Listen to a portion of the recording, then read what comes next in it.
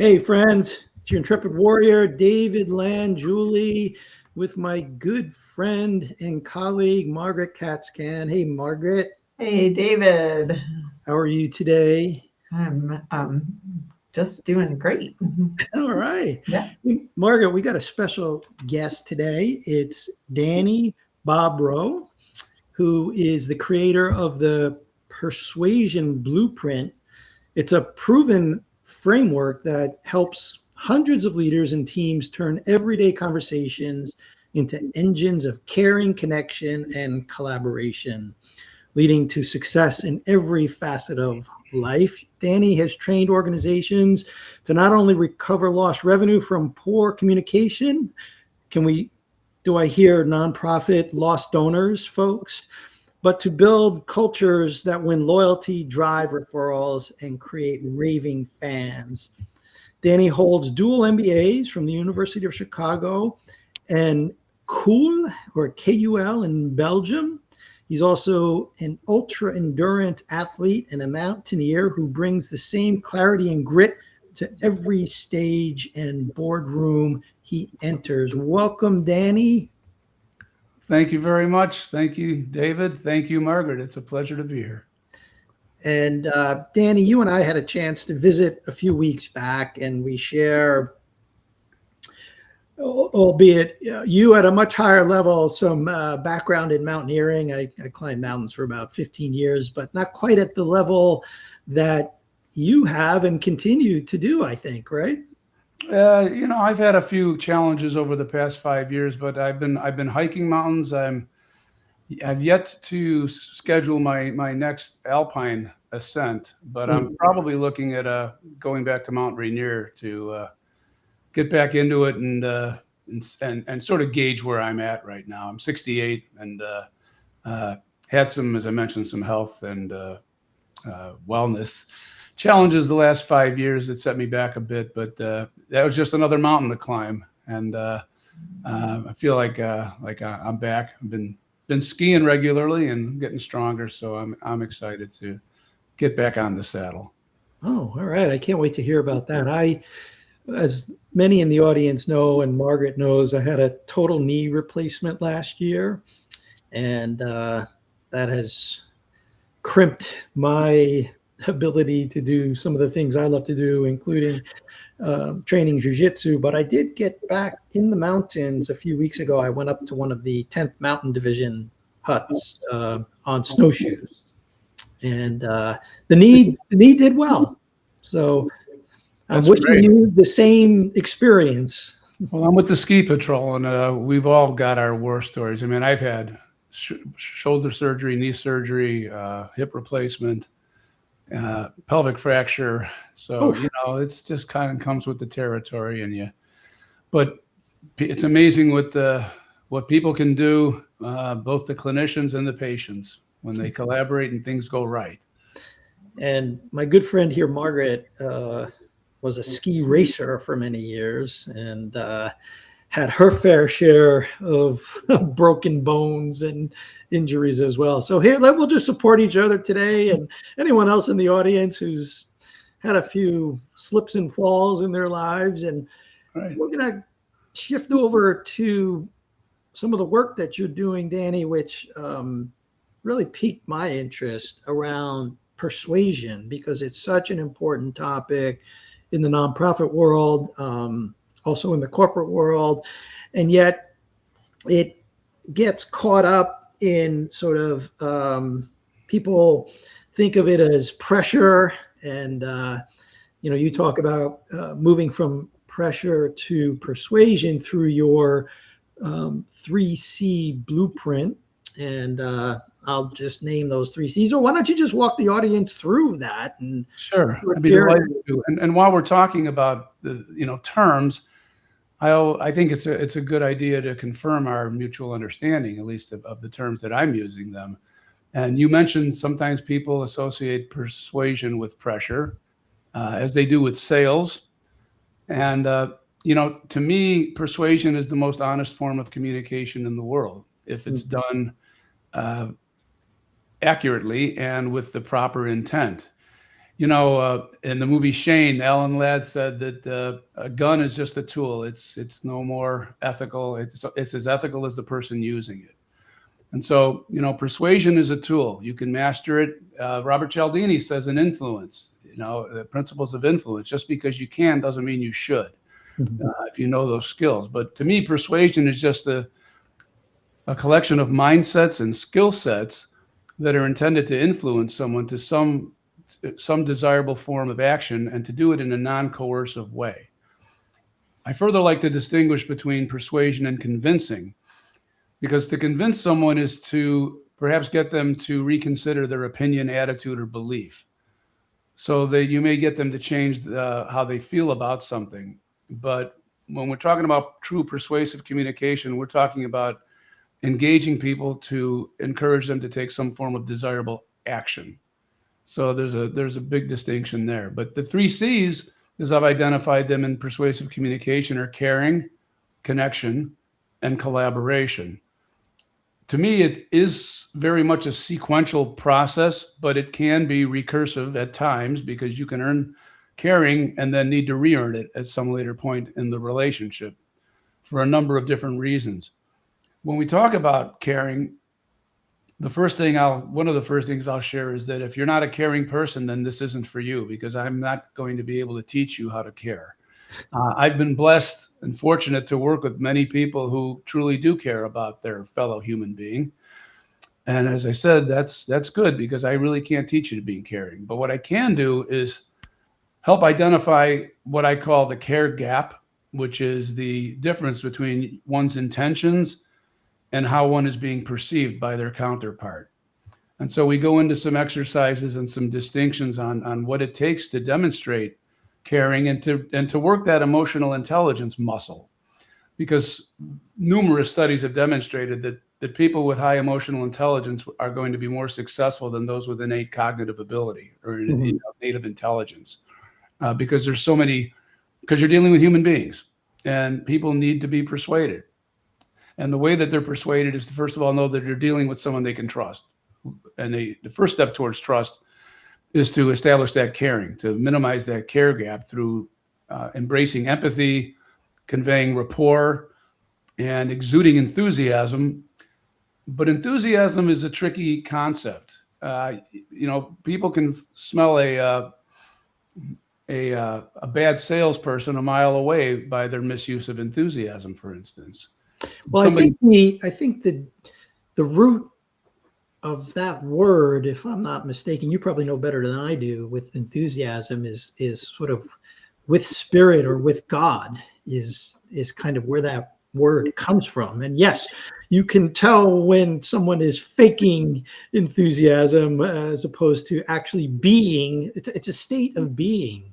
Right. A state of being enthusiastic, filled with the Holy Spirit or filled with God, and it has a very positive energy. So you can. Yeah, that's an interesting point, David. I mean, it's important to have a baseline of enthusiasm, so that you're sharing that spirit of openness and excitement, because nobody ever bought anything without an exchange of enthusiasm. Where you can get into trouble is when people engage in what I call blind enthusiasm, where a salesperson turns on the sales button, presses the button, and starts talking to a prospective donor or client, customer, patient, whoever it may be, and just trying to bowl them over with enthusiasm. Mm-hmm. And the other person is, well, why are you? I'm not excited. So, so there's a mismatch there of state. And that's an important thing to avoid. I coach people on unearthing attributes and benefits of their offering that get your counterpart excited, so then you can match their enthusiasm. You can share it with them instead of initiate it and try to force it upon them. Yeah, there's something that's coming up for me as you're speaking, which is, I think the enthusiasm in our culture kind of feels very cheerleader-ish, right? Energetically, like that's kind of our association with it. And one of the things that I try to help fundraisers with is understanding actually that if cheerful is not their resonant place, that they can actually be really compelling. I mean, that their enthusiasm can take the form of intelligent communication. It can take the form of urgency. It can take the form of passion, right? That it doesn't have to be a big rah-rah kind of energy. Yeah. Passion was the word that I was going to use, Margaret. It's a specific association. It's an energy associated with something that really has to matter to your counterpart, to your prospective donor, for instance. And so, I think in the nonprofit sphere more than in the for-profit, because when you're in for-profit, you're usually representing some product or service. And so you unearth the needs and you're having a conversation with someone because presumably there's some fit, there's some potential fit. When you're talking to a prospective donor, they're being approached by, it's more of a nebulous concept. And so it's really important to connect with that person and learn about what's important to them, what drives their passion. And even if it's a complete digression, because people like to take the measure of the person that they're dealing with. So, in sales, which is what trying to earn a donation is, I often say that the shortest distance is not a straight line. It's nice to go on seemingly meandering paths. You keep in mind what your goal is, but let your counterpart share who they are and what's important to them. And then the second C of the 3 C's of persuasive communication is connection. Well, before you go there, I wanted to just say something else about caring. So a lot of folks in the audience who are in the nonprofit world are drawn to the work because they care about the mission of the organization, typically. And so that's a good place to be coming from. I think and I'd be interested in your view on this, Margaret, also, is that a lot of fundraising, a lot of what's done these days in fundraising tends to be more transactional than personal. And so and there's nothing wrong with, having a website button and doing annual giving, via email. That's transactional in my view. What we are talking about is where the lion's share of all money in the nonprofit world gets raised, and that's through one-on-one conversations is what we're talking about here. And if you come into that conversation, no matter what stage you're at in the relationship with the donor or prospective donor, and you see that person as a transaction, they are going to smell that from a mile away, and that's not caring. That's right. Yeah. I mean, they say that it's been said that the best salespeople in the world are the best storytellers. And so, sharing stories that people can identify with and knowing how to read the cues to see if you're connecting with that person is very, very important. And I like to say that it's important to put the fun in fundraising. And, my foundation, Climb for a Cause, was a way to merge my passions of oral health education and treatment with health and fitness and meeting people and helping them grow their business through cause-related event marketing. So it's an intersection, but more generally, the successful fundraiser connects with the person, shows that, recognizes their caring, demonstrates your caring, and then unearths what's important to them. And that's where connection comes in, which is, a lot of people think that a connection, well, I define it as earning trust and establishing credibility. But people sometimes lean too much on the establishing credibility side, when the fact is that it's been demonstrated that people are more hungry for you to demonstrate that you understand them, you get their problem, and can perhaps articulate it even better than they can, than they are about your expertise and facts. So, we work hard with our coaching subjects, our students, to get them to understand how to make that connection. Mm-hmm.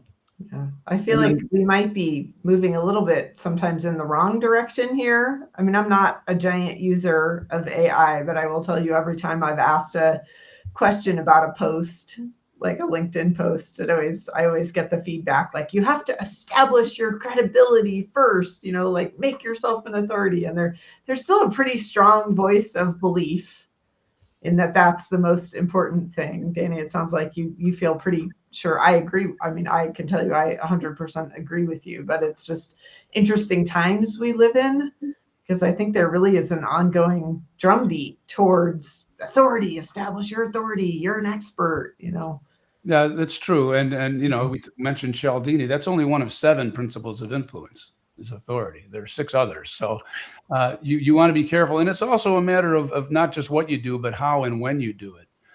We talk a lot about effective questioning and effective listening technique. And the questioning is really all about knowing when to ask open-ended questions and when to ask closed-ended questions. And we talk about the closed-ended sandwich, basically. When you're beginning a conversation, you don't really have permission to ask intimate personal questions. So what we work on is how to gain control of the call, not manipulation of the call, but if you're you need to be in the driver's seat if you're the expert in this conversation. And so you ask closed-ended questions to get the person comfortable that you're the one asking the questions, but you do it in a way that simultaneously establishes rapport and conveys empathy. And maybe I should cite an example. We coach a number of healthcare practices on how to answer the phone from new patients, prospective patients.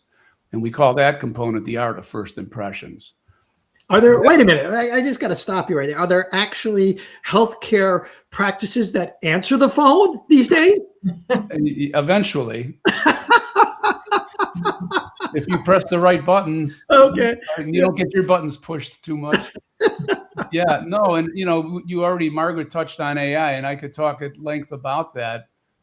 We don't want to underestimate AI, but we also don't want to overestimate it. And the most challenging component for AI is going to be to replicate human interaction. And even if and when they can, surpass humans, and I'm not saying they'll never be able to, because you never know with technology, but you're going to have a hard time if you're talking to a potential funder, donor, and saying, here, you know what, talk to my robot. He's better than I am. So you're always gonna need to have that human connection. But the well-structured medical practice will still have a human being answer the phone as soon as possible.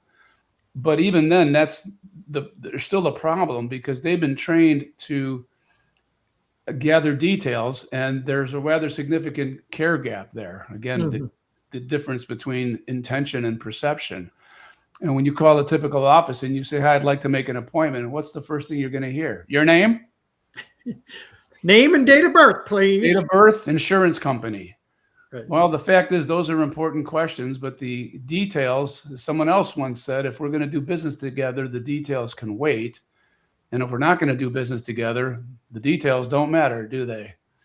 So you want to connect on an emotional level with somebody and show, especially in healthcare. So we have a script called the TAFI, short for the art of first impressions, the TAFI introduction, where we coach people on how to ask closed-ended questions, but in a way that simultaneously establishes rapport and conveys enthusiasm as well in the right way. And then once you've connected with the caller, which you can do if you master this protocol in 30 to 60 seconds. And then you're in a position to ask open-ended questions like, how can we help you today? Or, why did you decide that now is the time? Because you don't only want to know, why they're interested, but why are they interested now? Because that helps unearth what the emotional driver is beneath the surface ask. Mm-hmm. Yeah. Well, I can think of many universities that still have student callers for annual fund donations that probably could benefit from your TAFI technology, if we will. Yeah, it can be modified for outgoing calls too, for cold calls. Right. And those are usually qualified calls because at least you're talking to an alumnus. Right. in most That's true. cases. The third element, the third C of persuasion, of the Persuasion Blueprint, is collaboration. And that has to do with, as the word implies, bringing your counterpart to your side of the table so that you're crafting a customized plan that they have agency and ownership in. And you can well imagine that people that have participated in the crafting of the solution are more committed to it and more likely to follow through with it. Yeah. In our world, we might call that coactive. Yeah. Right, Margaret? Yeah, absolutely. Helping. Yeah. And, you know, in the world of fundraising, sometimes we say, if you want a donation, ask for advice, right? It's really good. Yeah. People do love to be invested and have opinions and give feedback ahead of time about how a program might run or those kinds of things, the work that you're doing. So Right. And as long as it's sincere and authentic, that's a wonderful way to connect with someone. And it's a great way to learn. I never get off the phone or a meeting without having learned something. right. In fact, I'm going to dig deeper into the definition of enthusiasm because I want to understand that better. Yeah. Sure. And I thank you for that. Yeah. Well, I think that last C is very important. Whether you're selling a product, a service, which is kind of where my younger daughter is heading. She's kind of heading into the world of medical equipment sales and marketing, and at least for the time being, she'll be interning with one of those companies this summer, and she did last summer as well. So that's still a realm in the private sector or the corporate sector where products and services are still sold one-to-one, Right. By a knowledgeable, caring, connected, and collaborating salesperson. Ideally. Ideally, big ticket items. Last summer, she worked on a water jet scalpel product for very specific types of surgery. So, high ticket item. Right. Still requires a human being to facilitate that transaction, that sale. In the nonprofit world, I have made mistakes myself in this collaboration C where, you can over promise and under deliver, or in the attempt to get to a transaction. And so I'm curious if you could say a little bit more about that, because I think there's a potential trap in there. There is. You don't want to get over your skis, so to speak, when you're doing it. And there's, in the heat of the moment, there's a tendency to do that. And that's just, that just requires discipline and a realization that you're representing a company, and it might make it easier for you, but then there are people who are going to have to clean up your mess, and that's not a good place to be. But in collaboration, there's a number of different things that get in people's way of effectively collaborating with their counterpart. And the most common one that I see, because I work with people who are successful and accomplished and technically or clinically competent, and I call it expert override, where you've done something so many times and you believe so much and you sincerely believe that this is in the best interest of your counterpart, that your water-driven scalpel is been proven time and again to be the best product, and basically it speaks for itself, and you just sort of rattle off the attributes and the virtues of the product, and you don't really break it down to confirm your counterpart's understanding, or that these various facets of the offering resonate with your counterpart. So it's a matter of slowing down and taking the time for the person to articulate, even if you've heard it 1,000 times before, is to give them the chance to articulate it. Because for one thing, you might actually learn something, And even if you don't, you've given the person the opportunity to feel like they're a partner in the formulation of this plan, and that they're coming along with you. It's not a TED talk, it's a dialogue. Yeah. And so that's something that we want to really try to avoid. And, there are a number of other traps that people fall into when it comes to ineffective collaboration, but that's a big one that I see. Mm-hmm. I feel like there's such it's a great thought exercise to go back to this idea of, maybe it's a student from a university calling a list of alum. And when we think about, like, if we are the graduate of that university, yes, we're pre-qualified, but it doesn't mean that we're a donor. It doesn't mean that we had such an amazing college experience or association that we want to give. And then if we want to give, God, do we want to give to the ski team, the engineering department? It's just a great thought exercise to start with those two people across the table from each other. I think it's wonderful. How many questions need to be asked Right. before you actually know where to go in the conversation? Absolutely. That's a great example, Margaret, because, I get calls from my various alma maters. I think we all do. Yeah.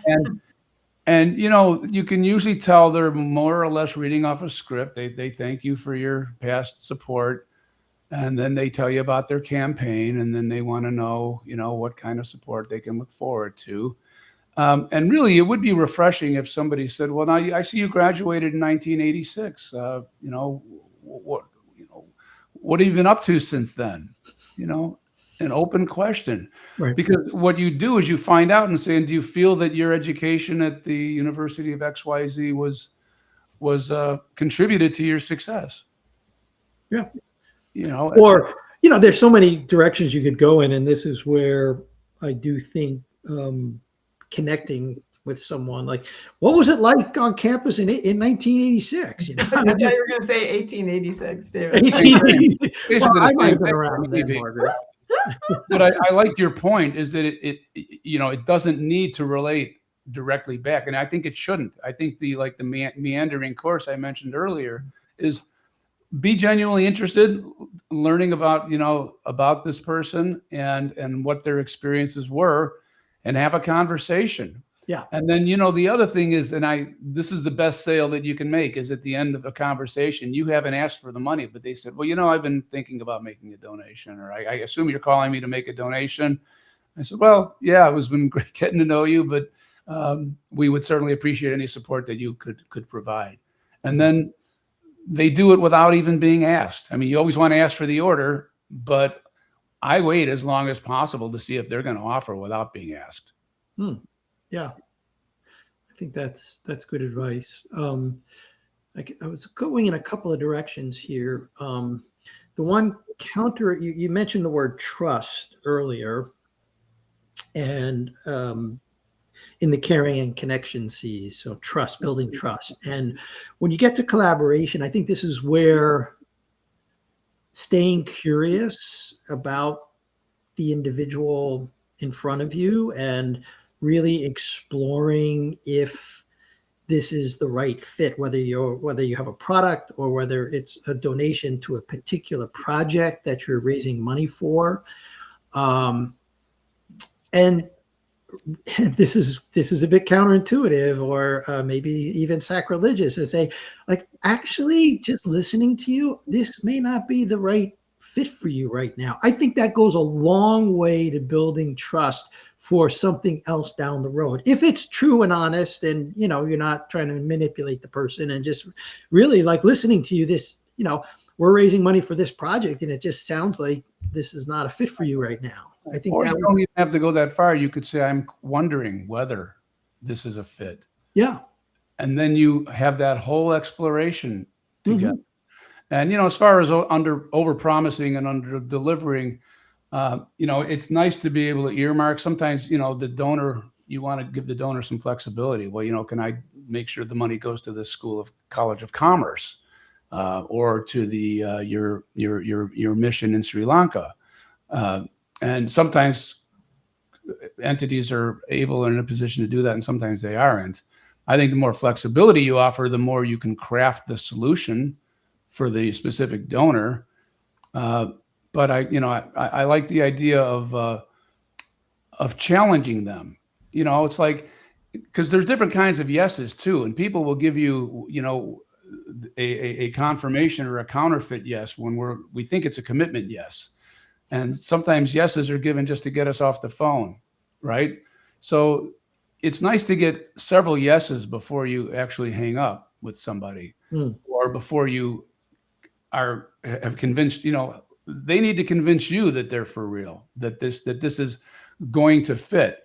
And so, you know, we coach people on asking questions like, well, what does our association need to look like a year from now for you to be glad that you decided to work with us? You know, or you know, what would you like to see in terms of how your funds are being used? What would be sufficient feedback for you? You know, make it real so that you can paint a picture for them of what they might expect, and that it's consistent with what they want. And they may not know what they want. So this exercise is a really helpful one to get them to articulate in their own mind what would make the difference for them. Mm-hmm. I'm curious as to where, in this conversation of you know, caring, connection, and collaboration, where does intuition come in? Well, you know, just like emotional intelligence, some people seem to have it and some people don't. I'm going to say everybody has it. I think some people have been conditioned to turn the volume down to a big mute, so they don't listen to it anymore. Quite possibly, or they just haven't practiced that muscle. They haven't exercised that muscle. So, you know, intuition is sort of a big black box that, you know, to me, it's like, well, were you born with it or not? And, you know, sometimes being gifted, and I know I had some people close in my life that had innate ability athletically and academically, and things came very easily to them. And that when it came to adulthood, or, you know, after early adulthood, things didn't come as easily. They didn't have the discipline and the training to work through challenges, to overcome, you know, when things didn't just come to them naturally or quickly.